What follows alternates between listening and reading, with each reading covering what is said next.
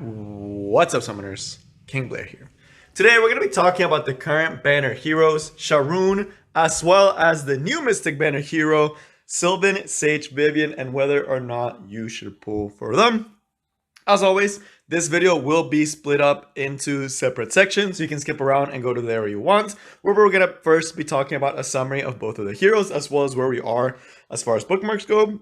Then we'll actually split it up and talk about each of the heroes, what they do, what I think about them, what I see them doing in the future, and all of that good stuff. But if you are already thinking and planning to pull for either Sylvan, Sage, Vivian, or for Sharun, and are going to most likely be spending, I do have a word from our sponsors where you can get a little bit of your money back through some Amazon coins. So let's go into that sponsorship. So if you hadn't heard from the official Epic 7 website or from a lot of the other content creators, Epic 7 has come out on the Amazon Appstore and you're able to download it there now. And you can do that using my link down in the description and help out your boy quite a bit. But you may be wondering, what even is it and why should I even download it, right? What's all this about? Because I wouldn't recommend you something if I didn't think it was worth y'all's time. So first, what is it? Essentially, Amazon Appstore is going to be like all the other app stores where you can get different apps onto your device, and it's kind of like the interface that lets you do that. But you actually get some really good deals if you use this as your main app store, which I will get to in a second. But essentially, what can you get from this and where can you get it? You can get it on any Windows 11 device, which what is really cool is that means if you have a Windows 11 computer, you can actually get Epic 7 straight from the Amazon App Store onto your computer without needing any type of emulator or any of that sort. On the other hand, though, if you still want to get these good deals and you don't have a Windows 11 device, don't worry. You can actually download it onto any Android device. So this tablet is actually an Android device. And even if you think, well, I don't have any Android device, if you're already using emulators, you should be able to also get it through there, right? So there's a lot of different ways to get it, and they kind of do explain all these different aspects. And if you ever need help, if you actually do decide to do this, let me know. Pin me in the Discord, which is also linked down in the description if you need help downloading this or have any more questions about it. But as far as to why would you even want to do this, right? This sounds like a lot of work. So why would you do it, right? Why get a different app store, re-download Epic 7? What's the goal of all of this? Well, the best thing is actually going to be the huge deals you get if you actually use it when you're spending, right?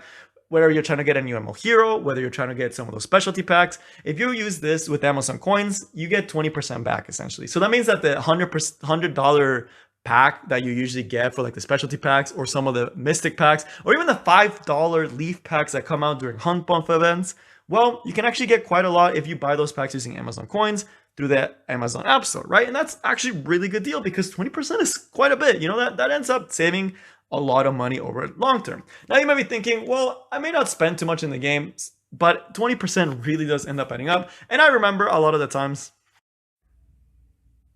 All right, so now as far as the summary for each of the heroes, as well as to where we are with bookmarks, so you can better gauge how you want to use your bookmarks.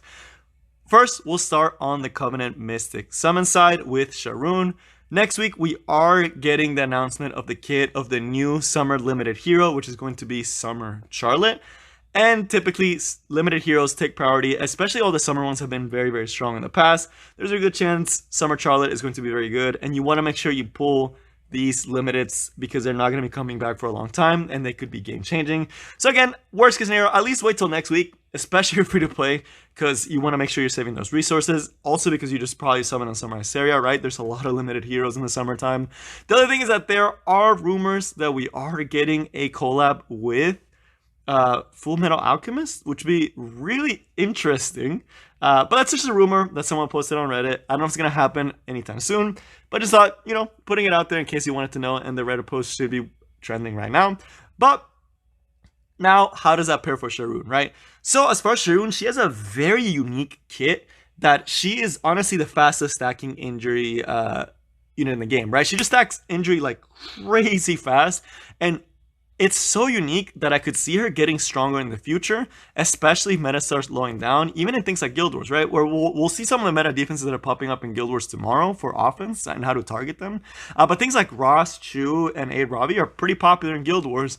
And for RTA, you know, A. Ravi is still the most played RTA unit, basically, right? So it's definitely a really unique kit. I don't think she's a must pull right now, but in the future, if it's meta slowed down and injury becomes even more critical, she could definitely come up. She's kind of like a control Soul Weaver injury type unit. Very, very annoying. Very, very high potential in the future. And just a really cool unit overall. But man, with the summer limited units being right around the corner, definitely say for those. If you have extra bookmarks, I definitely think it's not a bad pickup. She's just so unique, and I definitely see her being useful in some of the different situations. Now, as far as the ML side with Sylvan Sage Vivian, we just came out of the custom Mystic banner. And if you're like me, you've probably burned through all your freaking bookmarks, right? You probably burned through all of them. You're probably super low on bookmarks. Hopefully you watched the video and you knew you needed to save all the way to pity. If you didn't get to pity with the custom Mystic banner, you just wasted so many summons, which does suck, but hopefully you're not in that situation. But if you saved up for Sage Vivian or you didn't summon for the custom Mystic banner, what do you think about her, right? Should you pull for her? And if you're like me, I'm just gonna throw summons at her because there's no point to save for me. I'm so far from pity. I'm not wasting anything. If I pull her, that's great. If I don't, I'm just getting closer to pity for the next one.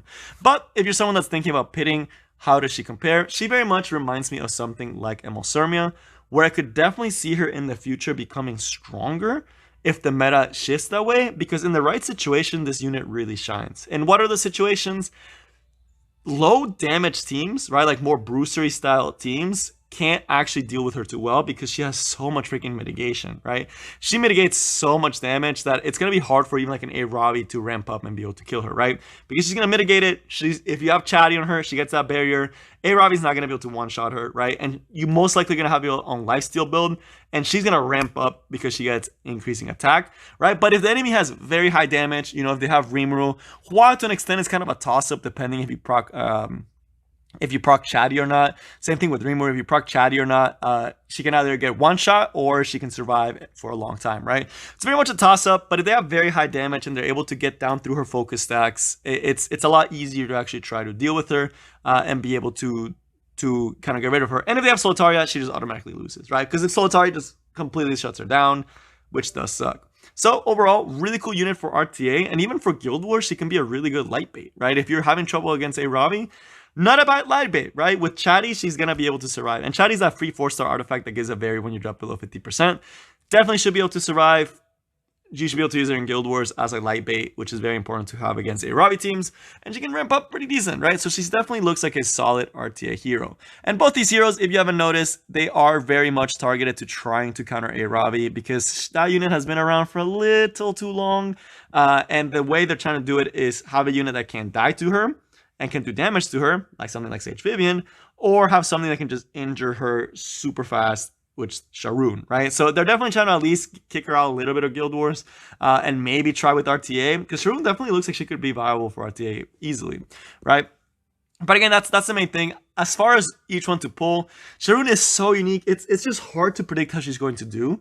So it's hard to say right now, is she a pull or not? It's honestly a toss-up, but just know that next week it is a new limited hero and potential collab in the future. Those usually take priority. On the other hand, for the Mystic Summon side, I definitely think Sage Vivian has a lot of potential. If I get her, I will be very, very happy. Is she worth pitting? That's also a very hard decision, right? You have to make the meta call. Do you think you're going to be using her a lot as a light bait in Guild Wars? Do you have the team to actually build around her to protect her, to be able to let her ramp up and be able to be that annoying unit where you kind of kill the DPS and then they kind of just lose, right? Because if they lose their DPS, they're not killing Sage Vivian anytime. Or if they lose one of their DPS, it's going to be much harder, right? So it just depends on your playstyle and what you want and if you like the designs, right? And it seems like a lot of people are kind of 50-50.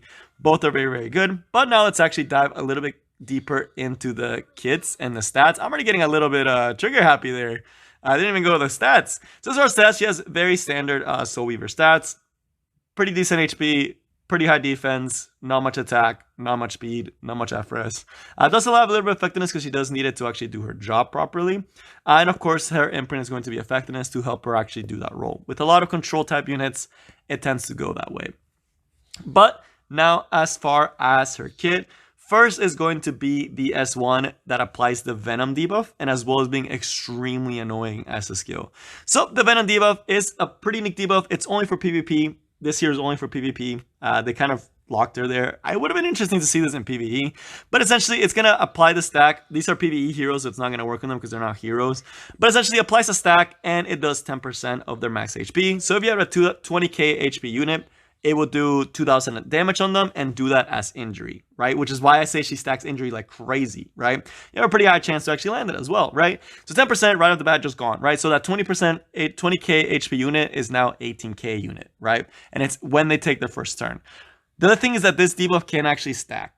So if you had a 20k HP unit, the first stack puts her to 18k, and the second stack would put them at 16,200, right? So this won't actually kill the enemy, but it will injure them pretty rapidly, right? Because you're just stacking that for 2 turns. By the second turn, if you land twice 2 stacks, they're going to be like 20-30% injured, right? Which is, it's pretty scary, right? That's a lot of injury, more like 30%, right? Because it's diminishing returns. The more you injure, right, the max HP is lower, so it's slower intervals, right? It's just something to note, right? She can't actually kill through the injury, right? It's just gonna slowly whittle them down to lower HP, which is really good against tankier comps and against a Ravi, because a 10k HP a Ravi is not gonna be doing much, right? It's not really going to be doing much. The thing about it is if it's a Timeless Anchor or Crimson Seed, it's going to be hard to stick these passives onto them and to be able to get the second part of her effect, which is why it's not as reliable as I'd like it to be. But against things like Ross, Chu, and all these other units, it can be pretty spicy, right? Especially Chu that's popping a lot more in Guild Wars defense. Very, very solid. Definitely a counter contender because you can stack more. The S2 is also going to be pretty unique, and it's actually what's going to let her cycle and kind of give her the role of a Soul Weaver. We're going to give a barrier to your highest, a random buff and a barrier to the ally with the highest attack. So you're kind of protecting your highest attack unit. You're giving them a nice little barrier based on your own your HP, as well as giving them 3 out of 4 really good buffs, right? Attack buff is great. Critical hit chance is the only quote-unquote bad one because most high attack units are already going to have 100% crit rate. Critical hit damage, that's great, and continuous healing, that's great, right? All the buffs are great. The other part of this passive is that you get a 5% chance to increase combo range by 20%, allowing her to kind of cut ahead of the opponent, right? Which again, gonna give you a pretty nice edge, right? So it's one of those things that could let you cycle and lets you apply that injury more and more and more and more and just ramp up to a point where the opponent won't be able to keep up, right? So again, slower tanky teams like FCC type teams, even DN teams, right? Like all those DN teams, you know, you can ramp up pretty fast with your cycling with your S2. Every time your opponent takes a turn with DN, you have like what? A 15-20% chance to just 20%, 20%, 20%, right? And then come in, injure the unit, and reduce her cooldown, right? So that at the end, you know, getting her cooldown reduced every single time, slowly, you know, whittle them down. And then, of course, you have the S3, which is where you really take this and kick it up a notch. She reduces the buff duration, which will allow her to run the Venom through immunity. Again, immunity is just getting absolutely wrecked. Immunity is probably one of the worst sets now with all the things that actually strip. But she's going to be able to strip that immunity. She's going to be able to apply the Venom debuff AoE for 2 turns, which you're essentially getting like an 18% HP mitigation by the time that's done, right? And that's also going to land them all for those debuffs, so you're able to control the pace of the game and reduce those cooldowns. Such a stacked S1. Like this S1 is stacked, which is why counters is such a good skill in here. Although, you know, making really high speed and kind of locking down a unit, right? Never letting them actually get their S3 and S2 is also really scary. You can lock down a Mediator Cowrick. You can lock down a FCC. You can maybe even potentially lock down a DN, right? If the DN is not able to cycle fast enough. But again, it all depends, right? And most likely aggressive teams are going to get past it. Very, very cool, unique kit. The slower the metas get, the stronger she gets, right? She's very good into these very tanky team comps. You're just slowly whittling them down. You're slowing them down with the speed debuff. You're applying Venom, controlling the pace of the game, and really punishing these like slower players. She's a very, very interesting control hero.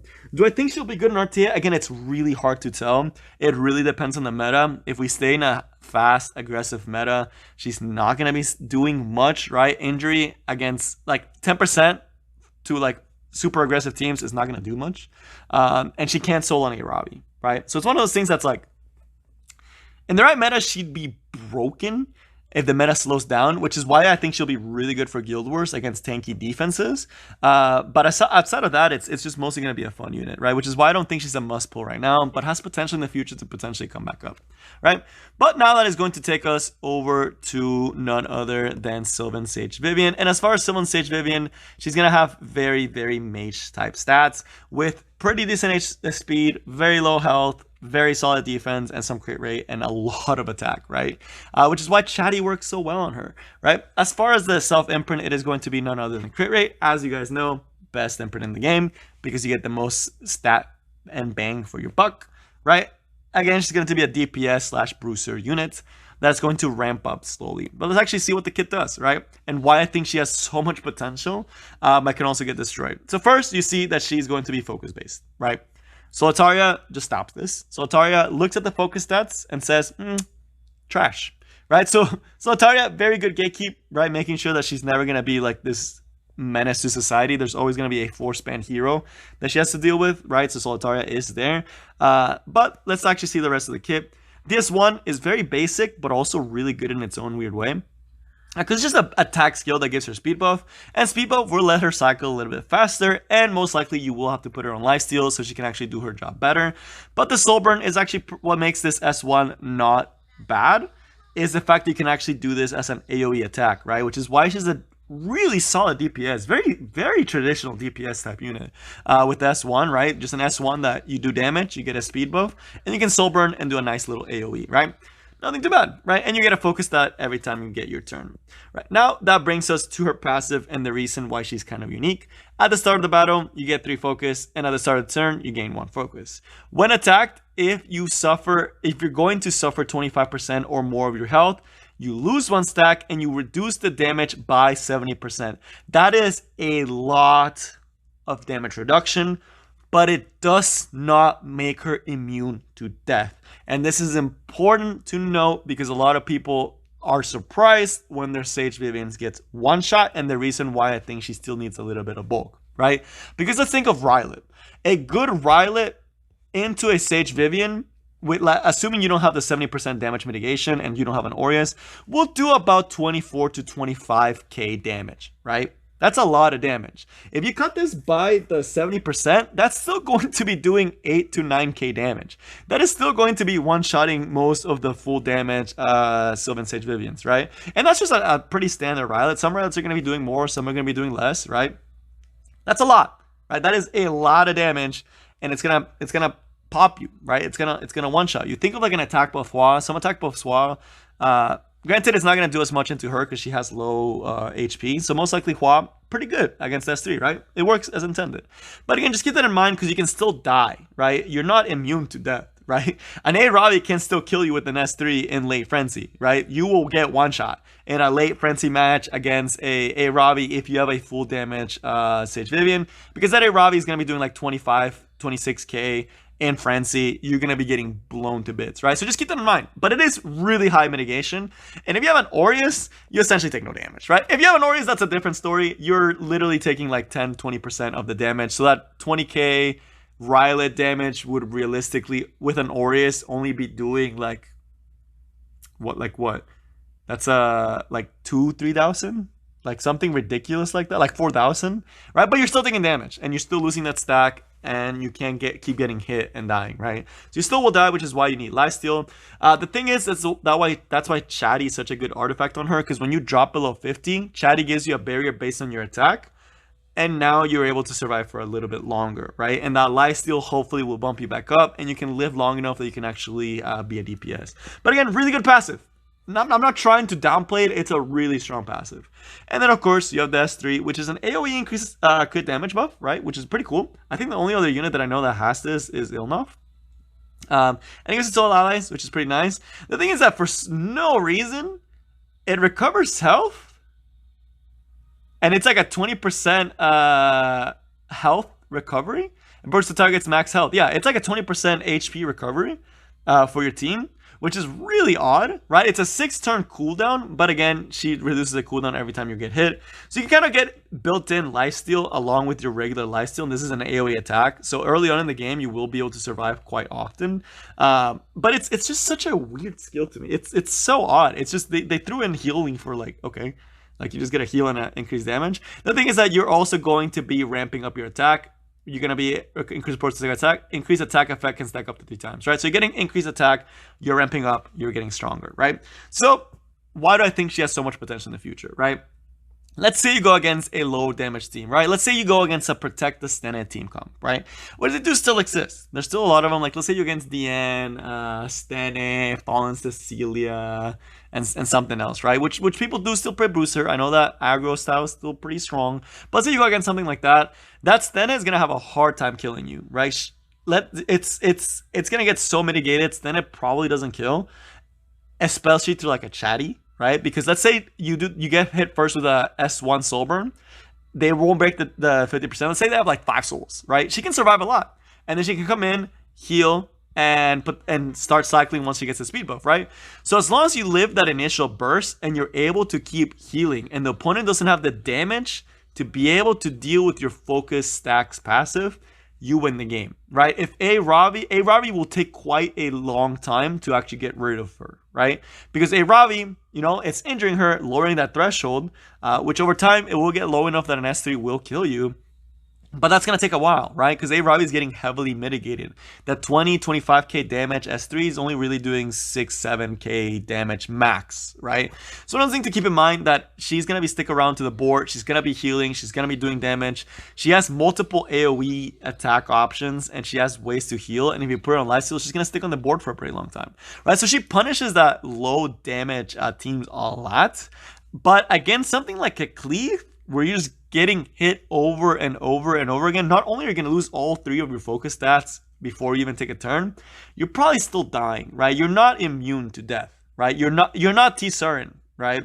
It's something you have to keep in mind. Granted, with chatty, you do get to live for pretty long, and you may be able to survive, but at that point, you won't have many stacks, right? Granted, this does give you, again, yeah, you get stacks at the beginning of your turns to be able to survive, but really interesting unit, right? It's one of those units that I definitely see having so much potential in like a lower damage setting, but there are a lot of counters to it right now in Solitaria and in Rimuru, and again in just cleave overall. But that is going to be all I have for you guys today. I hope you all enjoyed. Good luck on all your summons. I hope you get what you want, and that's all I got. Peace.